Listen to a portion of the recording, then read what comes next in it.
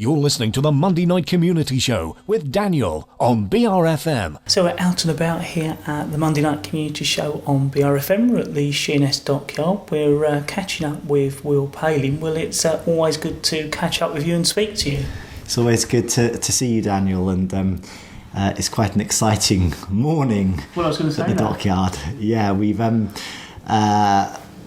it's quite a symbolic moment, but we are initiating the emergency repair work on the great Dockyard Church, which suffered a serious fire about 10 years ago, and we've now acquired through the Spitalfields Trust, and are beginning a long process of repairing and restoring that building as a mixed-use facility and a community facility. But this morning, as I said, we're starting the first work, which is safely removing the famous weathervane, which has been leaning on the top of that church tower and has become quite a landmark in itself for the people of Sheerness.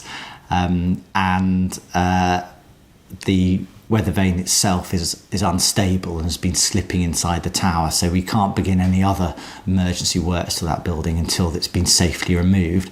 So there are two enormous cranes out there at the front of the church, teams of workmen, and the weathervane will be lifted gently upwards and gently deposited on the ground and put into storage.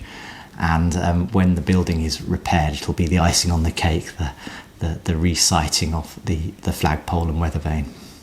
Where is the weathervane going to be restored and repaired? Well, for the moment, it's just going to be stored close to the site, one of the houses at Naval Terrace, where it'll be kept safe and secure.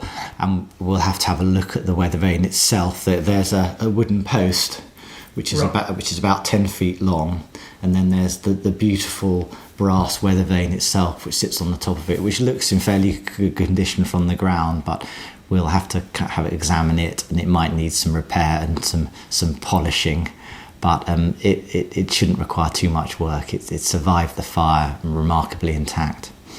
So it's a real symbolism of the start of the restoration today. Absolutely, and when we last spoke, I explained that it is going to be a long process. There's a lot of money to raise, lots of negotiations to be worked out. But it's great to be on site and actually doing something positive with the building.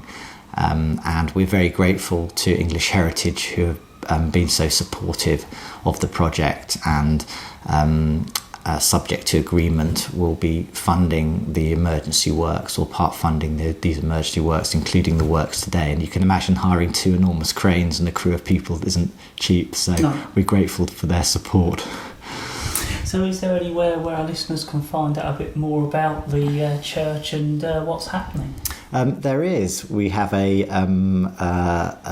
Facebook page, there's a Twitter account, and there's also a blog. So I think you know the addresses for those, Daniel, because you're helping with them, and we're very grateful to you for doing that. So that's a good way of catching up with the project, seeing what's going on. And there's also an email address if people have specific queries.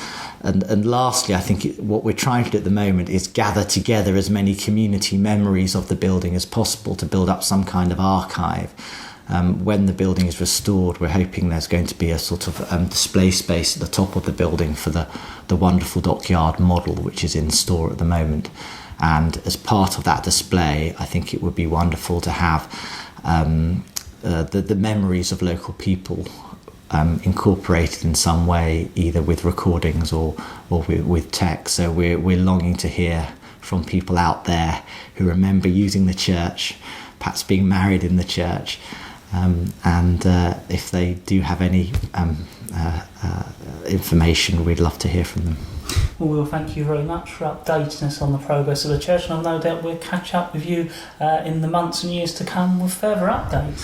Thank you, Daniel. Well, it's exciting, and I'm looking forward to talking to you with the next stage of the work. And I'll leave you to remind the listeners of the the address of the Facebook page and the Twitter. Well, as always, thank you very much. Thanks, Daniel.